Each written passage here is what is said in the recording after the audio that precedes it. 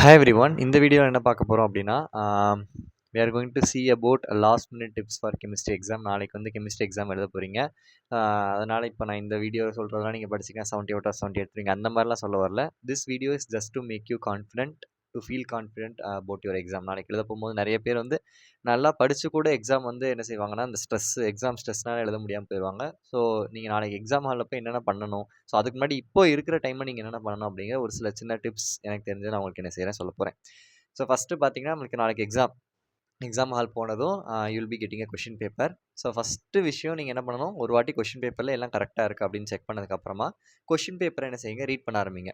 First நீங்கள் எடுத்தோன்னே என்ன தெரியுமா, எல்லாருமே எல்லாம் டக்குன்னு ஒரு கிளான்ஸ் என்ன செய்வாங்க, டக்குன்னு கொஷினை பார்த்துட்டே போவாங்க. பார்த்துட்டே போகும்போது ஐயோ இது தெரியலையே நிறையா தெரியாத கொஷினாக இருக்கிற மாதிரி இருக்கும். But don't decide that. அதை வச்சு என்ன செய்யாதீங்க, டிசைட் பண்ணாதீங்க கொஷின் பேப்பர் எப்படி அப்படின்னு.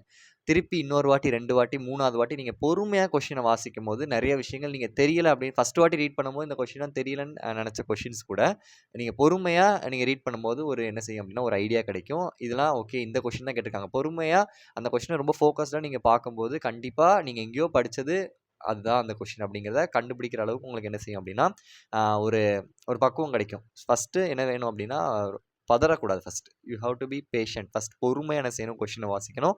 ஏன்னா நிறைய நீங்கள் படித்த கொஷினே இன்டெரக்டாக என்ன செஞ்சுருப்பாங்க, ஒரு சில ஹிண்ட்ஸ் மாதிரி என்ன செஞ்சுருப்பாங்கன்னா கொஷின்ஸில் இருக்கும். ஸோ அதை புரிஞ்சுக்கிற அளவுக்கு நீங்கள் என்ன செய்யணும், பொறுமையாக கொஷினை ஒரு வாட்டி 2 வாட்டி அந்த 10 நிமிஷம் டைம் கொடுக்குறாங்கல்ல, ஸோ அதில் நீங்கள் பார்க்கணும். சரியா? ஸோ தென் ஃபஸ்ட் நீங்கள் இப்போ ஒன் வேர்டு எழுத ஆரம்பிக்கிறீங்க, என்ன ஆர்டர்னால் எழுதலாம். பட் ஆர்டர் எழுதும் போது ஒன் வேர்டு எழுதிட்டீங்க. இப்போ ஃபார் எக்ஸாம்பிள் பார்ட் ஏ எழுதுனீங்கன்னா பார்ட் ஏ ஃபுல்லாக முடிச்சுட்டு தான் அடுத்து என்ன செய்யணும், you have to go for part B. Part ஏக்கு அப்புறம் பார்ட் பி தான் போடணும் அவசியம் இல்லை. அடுத்து நீங்கள் பார்ட் டி கூட எழுதலாம். பட் அந்த 5 மார்க் எழுதுறீங்க, பார்ட் டி எழுதுறீங்கன்னா அந்த பார்ட் டியை முடிச்சதுக்கப்புறமா நெக்ஸ்ட் 2 மார்க் வாங்க, நெக்ஸ்ட் 3 மார்க் வாங்க. ஃபஸ்ட்டு 2 மார்க்கு ஃபஸ்ட்டு 3 மார்க்கு அப்படி தான் எழுதணும்னு எந்த அவசியம் கிடையாது. 1 மார்க்கு நீங்கள் ஃபஸ்ட் எழுதலாம், இல்லை 5 மார்க் கூட ஃபஸ்ட் எழுதலாம். ஸோ எது எழுதினாலும் இப்போ 5 மார்க் எழுதுறீங்கன்னா ஃபஸ்ட்டு 5 மார்க் முடிச்சதுக்கப்புறம் நெக்ஸ்ட் 2 மார்க், 2 மார்க் முடிச்சதுக்கப்புறம் 3 மார்க், 3 மார்க் முடிச்சதுக்கப்புறம் 1 மார்க். அந்த மாதிரி என்ன செய்யுங்க, ஒரு பார்ட் எடுத்துட்டிங்கன்னா அதை முடிச்சுட்டு நெக்ஸ்ட் போங்க. இது வந்து கரெக்ஷன் பண்ணுறவங்களுக்கு கொஞ்சம் இதாக இருக்கும். நீங்கள் அங்கே எழுதுனீங்கன்னா ஆப்வியஸாக மார்க் கொடுக்க தான் போகிறாங்க. பட் உங்களுக்கு இந்த page wise total, question wise total போடும்போது அவங்களுக்கு கொஞ்சம் என்னவா இருக்கும்னா கொஞ்சம் எரிச்சல் வரும். என்னடா அங்கே எழுதியிருக்காங்க, திருப்பி அவங்க பார்க்குற மாதிரி இருக்கும்.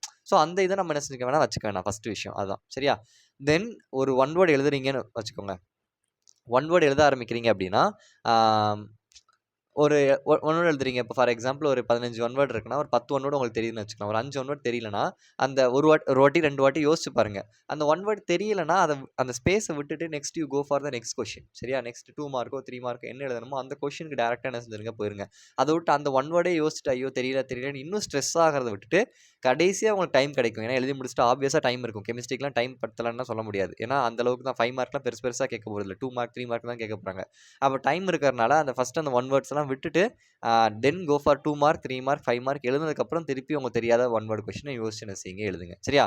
தென் 2 மார்க் 3 மார்க் நான் சொல்லியிருக்கேன், இம்பார்ட்டன்ட் ப்ராப்ளம்ஸ் கண்டிப்பாக படிச்சுக்கோங்க. சம்டைம்ஸ் நீங்கள் படித்த தியரி கொஷின் கஷ்டமாக இருந்துச்சுன்னா அந்த 5 2 மார்க் எழுதணும்ல, கம்பல்சரி தவிர்த்து மீதி 5 2 மார்க் எழுதுறீங்களே அதுலேயே உங்களுக்கு ப்ராப்ளம்ஸ் என்னவா இருக்கும் அப்படின்னா ஹெல்ப்ஃபுல்லாக இருக்கும். ஸோ இம்பார்ட்டன்ட் ப்ராப்ளம்ஸ் படிக்காமல் போயிடாதீங்க.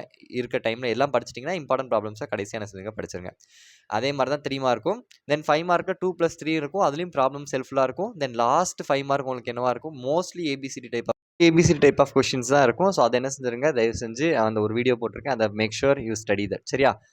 ஏன்னா அந்த 5 மார்க் கொஷின் உங்களுக்கு ஏபிசிடி டைப் ஆஃப் கொஷின்ஸ்க்கும் அந்த வீடியோ உங்களுக்கு ஹெல்ப்ஃபுல்லாக இருக்கும். சம்டைம்ஸ் கம்பல்சரியிலும் ஏபிசி டைப் கொஷின்ஸ் கேட்பாங்க. கன்வர்ஷன்ஸ், நேமிங் ரியாக்ஷன் நிறைய இடத்துல உங்களுக்கு என்னவா இருக்கும் அப்படின்னா அது ஹெல்ப்ஃபுல்லாக இருக்கும். So naming reactions, conversion, ABC type of question படிச்சிங்கனாலே மோஸ்ட்லி ஆர்கானிக் என்ன செஞ்சிடும், உங்களுக்கு கவர் ஆயிடும். ஸோ ஆர்கானிக்கில் எதுவுமே படிக்கலாம்னு நினைக்கிறவங்க நேமிங் ரியாக்ஷன், இம்பார்ட்டன்ட் கன்வர்ஷன், அந்த ஏபிசி வீடியோ ஒரு வாட்டி பார்த்துட்டிங்கன்னா மோஸ்ட்லி உங்களுக்கு கவர் ஆயிரும். சரி? அடுத்து அந்த aldol condensation, Cannizzaro reaction, esterification reaction இதெல்லாம் நினச்சிருக்கோம், பார்த்துக்கோங்க.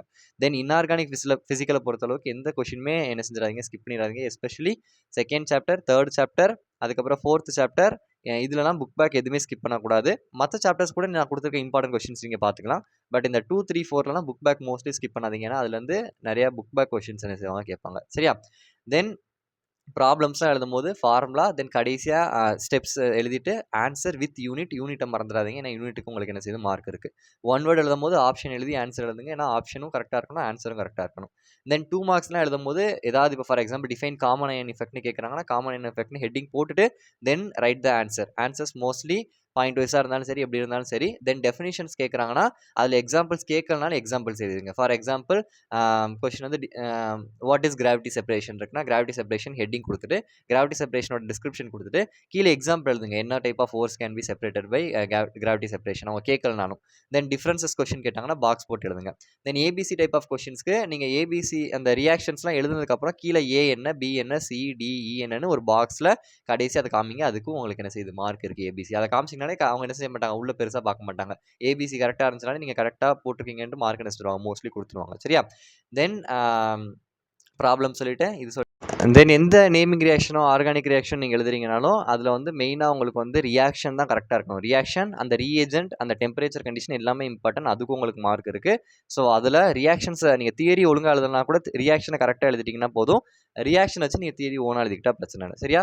ஸோ கொஷின் மோஸ்ட்லி ஈஸியாக தான் இருக்கும். இது வந்து எனக்கு ஸ்டோரேஜ் இல்லாதனால அப்பப்போ கட் ஆகிட்டு திருப்பி நான் ரெக்கார்ட் பண்ணிட்டு இருக்கேன். ஸோ கொஷின்ஸ் ஈஸியாக தான் இருக்கும். ஒரு வாட்டிக்கு 2 வாட்டி நல்லா ரீட் பண்ணி எழுதுங்க. கான்ஃபிடென்ட்டாக எழுதுங்க. படித்ததெல்லாம் நீங்கள் அங்கே போய் ஸ்ட்ரெஸ் ஆனீங்கன்னா படித்ததெல்லாம் மறந்துடும். ஸோ அந்த 3 ஹவர்ஸ் நீங்கள் எப்படி தான் இருக்குது. ஸோ மேக் த எக்ஸாம், அதாவது நல்லபடியாக அதை எழுதிட்டு வாங்க. ஸோ ஹோப்ஃபுல்லி எக்ஸாம் நல்லபடியாக நடக்கும்னு நம்புகிறேன். நல்லா எழுதிட்டு வாங்க. All the best. தேங்க்யூ.